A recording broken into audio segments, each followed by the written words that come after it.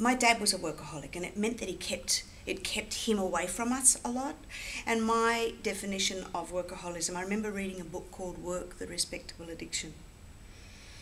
And I got to realise that work can be just as detrimental as an addiction to heroin or TV or sugar or anything. So I thought, because of the way that I was working really to numb myself, that it was like an addiction. But also, I was probably a bit hard on myself too, because as Mark Twain says, you know, when your or to paraphrase, he said, when your vocation's your vacation, you never work another day in your life. So in many ways, what I did was what I loved. Once I found my soul purpose, very passionate about it, so therefore it wasn't really work. So yes, I put a lot into what I do. I have used work to numb myself, rather than, you know, heroin or booze or whatever else. But now I don't consider myself a workaholic at all. I am absolutely passionate about what I do. And I mean, balance obviously isn't the hours that you put into it. If you've got 24 hours in the day and you're sleeping for 7 or 8 and you're working for... So it's not about how many hours you put into it, it's how much focus you put into it when you're doing it. And therefore I'm very balanced. You know, I particularly with my exercise and things now, I mean, I do yoga 3 times a week and Pilates twice a week. Now, before exercise was out the window, I had no chance of really fitting it in when I was working so hard and looking after babies and doing all those things too. So it's a balancing act, and I call it the struggle with the juggle. John Gray says a working woman today is doing her mother and her father's job, and a single working woman's either a miracle worker or she's an idiot, because it's very hard to keep all the balls in the air and not drop any. So you really do need to learn ways to not take shortcuts, but to keep those things balanced and keep your focus. You know, when you're with your children, be with your children, be absolutely focused on them.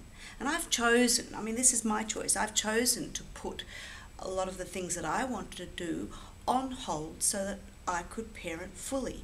I wanted to be with my children for their sport. I mean, I did some coaching yesterday, and then as soon as I finished, I was straight down at my daughter's soccer game. That's how I like to do things, you know. I mean, you can't parent from behind a copy of the Fin Review or Australian Golf Digest. You need to be in there hands-on. So that's the way I've chosen to parent. I'd say it was the other way around. Yeah. It was when I realised, when I enrolled on the course, that's when I realised how unhappy I was. We had an organic farm down in Tynong North, down in southeast Gippsland. And so I took 3.5 years to get that organically certified. So I had all these sort of organic-y type magazines, and I was reading an article about composting or something, I don't know, and there was an article about the Chopra Centre. So I rang them up and I said, look, I want to do your course. And they said to me, are you someone who, because I wanted to build a wellbeing centre there and a healing centre, and they said, are you someone who's done like massage therapy, or you need to be a doctor or someone in the healing profession, because that's the way they did things in America. At that stage we were living in Orlando. And I said, no, I'm not. And they said, well, you can't do the course. And if you know anything about Ayurveda, I've got a lot of fire in me, I wear a lot of red, you don't tell me I can't do anything. So I said, well, watch this space, I'll do what it takes. So eventually I went off and I did this course. Got some qualifications and went off and did the course. And it was like day one. I remember I had to do primordial sound meditation first. I remember the exact moment I got my mantra, 2:15 on August the 8th, 1997, and I have meditated for an hour every day since. And then the next day we went into this course called Seduction of Spirit with Deepak. And in the first, as soon as he got onto the stage, I got this very strong feeling that I'd be working with him. You know, when the intention came up really strongly, and I thought to myself, I'm going to be working with you within 6 months. But by doing that Seduction of Spirit course, I just realised that all the material things were just not filling the big dark hole in the centre of my chest. And I realised that I was living a lie. I didn't, you know, the material things just weren't satisfying the gnawing inside. So, cut a long story short, I thought I was going to be this Ayurveda teacher, and I didn't do that in the end. I became a meditation teacher. As Deepak says, you know, when prayer is speaking to God, meditation's listening. I finally stopped and listened.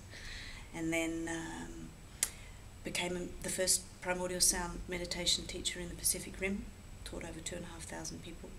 But the thing about the goal, setting the intention of working with him within 6 months, was fascinating, because I worked it out that by the time I spoke with him at the entertainment centre in front of over 2,000 people, I was 2 days short of the 6 months. So it's very important to set an intention and visualise, And my mantra is, see the change you want to be.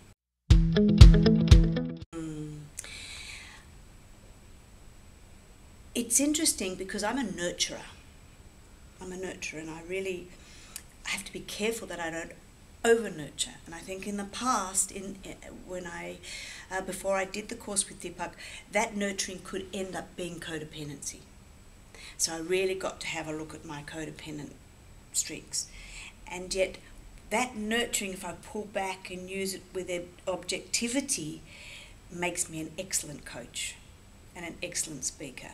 And I really believe that I am that. Not because I'm a smarty pants, but they are my gifts, and I've really brought those up to the full. And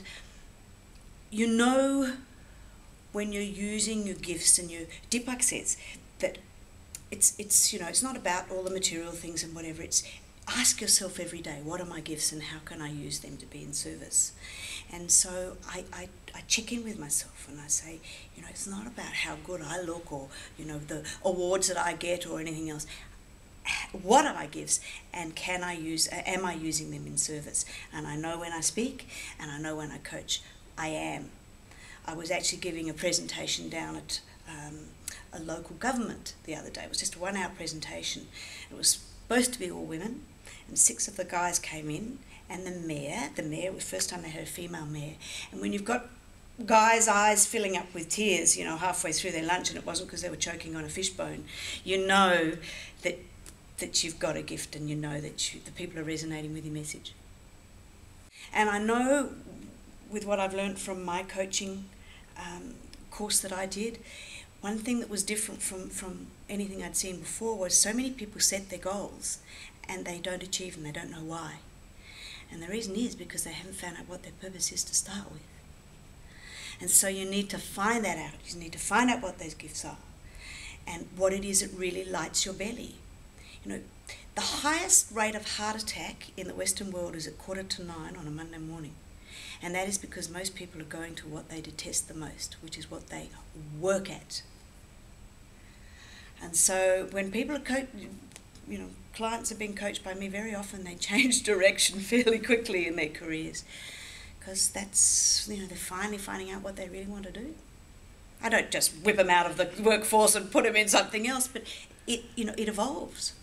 You still have to pay your bills while you're finding your passion. So I segue them into what they're really passionate about and how they can be best of service. Because if they're not liking what they do and they find it very difficult to drag themselves out of bed in the morning, then they're not in service to anybody.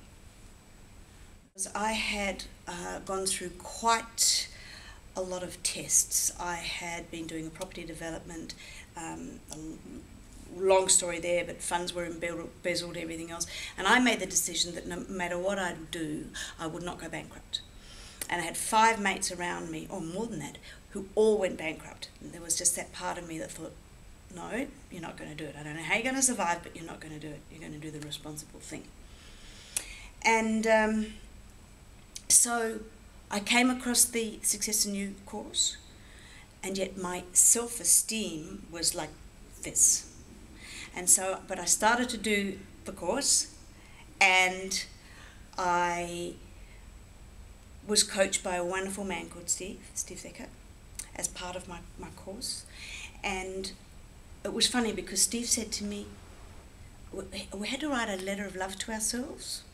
And what was the other thing he got us to do? A self-booster and value I offer. It was one of the first exercises I did. So for the first time in a number of years, I actually put down, I know you don't live in your past, but I put down some of the achievements, like catching a 67-pound wahoo in 16.5 minutes on a 40-pound line. I had this huge award from the Bermuda Tourism Association for doing that. And I just looked at all these things, I thought, is that me? I'd just forgotten, because I'd just sort of been beaten, or allowed myself to be beaten down. And Steve was there just saying, my godfather, Maggie. And he could see the diamond in the rough, you know, and he believed in me so much. He believed in me more than I believed in me. And so I did that course, and I did my assignments really, really quickly. And I really focused, because I knew that I'd be able to do the same for other people. I'd be able to find that diamond in the rough. And I was working with a girl yesterday, first session, and she was so browbeaten and down and whatever. And I just told her that story. And I said to her, I can see things that you can't see. Same as my coach saw in me, and he believed in me, and I'm the same.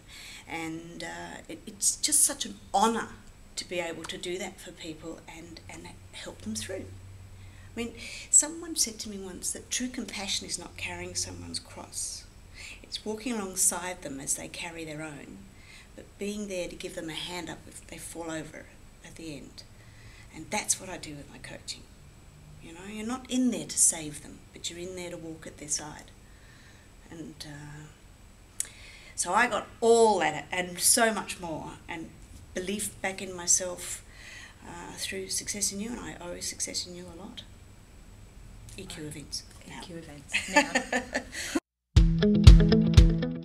One of the quickest things that I do for myself is I tell myself, when you think you've got no shoes, think of the bloke with no feet. In fact, I had an amazing example of that once. I went to a friend's 50th birthday party, and there was Sophie Delezio. Do you remember Sophie Delezio? The little girl who lost both her legs and one arm.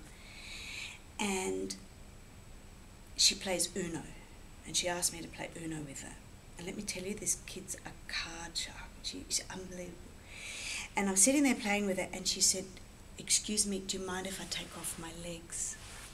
Because they were hurting her. Her leg grows like 6 inches of the bone, and her legs grow 6 inches every year. And so it really hurts that little kid.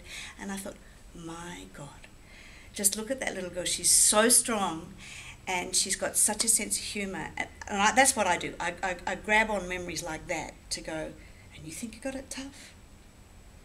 So I quickly snap myself out of it. That's one of the main things I do, by remembering someone worse off than myself. The other thing that I do is I do work in contribution. I mean, that's a more long-term thing, just again to keep myself level and to remember how lucky I am. I have a gratitude diary I write in every night, most nights. Even if it's, I'm so grateful to be going to sleep now, but I have a gratitude diary. What else do I do? I'm very strong on nutrition, on good nutrition. I see so many people with depression these days, and often it's, nutrition. You get your nutrition right, you can really, really help that. And one of my other coaching things with people is, I tell them about what happens in the States. There's a place in the States where they treat depression, and there's no drugs, there's none of that, but for half an hour minimum a day they have to walk around with a pen in their mouth, because they're tricking the subconscious that they're smiling, so therefore they're releasing dopamine and serotonin and all these wonderful healing hormones into their body just with a pen or a chopstick. So I do whatever I can myself first, because one needs to walk one's talk, to do things as naturally as possible without resorting to a shortcut that's only a band-aid anyway, and that is drug or whatever. I don't like, I've never taken an antidepressant the whole time I was going through my challenges.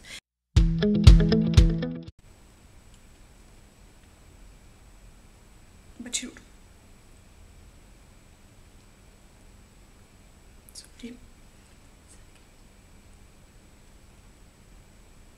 Even if I do get frustrated, as I was coming here today, and my son's, and Mum, my mother, and I'm saying, son, I'm just about to go and film something, I've got this. But they are, without a doubt, my greatest achievement. And they are my greatest teachers. Every day. Nicole Kidman, for some reason. And I think, not Nicole Kidman, because she is a chameleon on the outside in all the roles that she plays, and yet she's never lost throughout all the challenges she's been through. She's never lost that dignity and grace. And if there's anyone I would like to emulate, no matter how tough, you know, people would say, oh, she's got the ideal life, but she's had her challenges, and she's kept her mouth closed throughout them all. She hasn't had to resort to anything. She's someone I really, really think is so fine. So fine. And I think that's a really important thing for us to look at. And the other thing that I love about her so much is that no matter what role she's played, she's retained her femininity throughout. I see too often, and I certainly was doing it for a while, where when women get up there in the corporate field or whatever, they think to be able to break through the ceiling, they have to become one of the boys. I think that's where so many women go so very wrong. The whole point is that we need to keep the assets that we've got, and it's our nurturing energy that's going to heal this planet. So we need to be keeping that and not trying to be one of the boys, not trying to be something that we're not.